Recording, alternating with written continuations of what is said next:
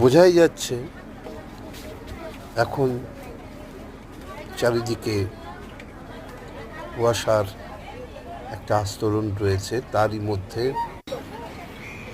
নদী বক্ষে শঙ্খচিল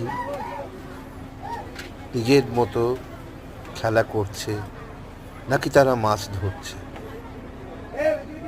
আমরা এরই মধ্যে এগিয়ে চলেছি সুন্দরবনের বাঘের সন্ধান। বাঘ কি সত্যি দেখতে পাবো?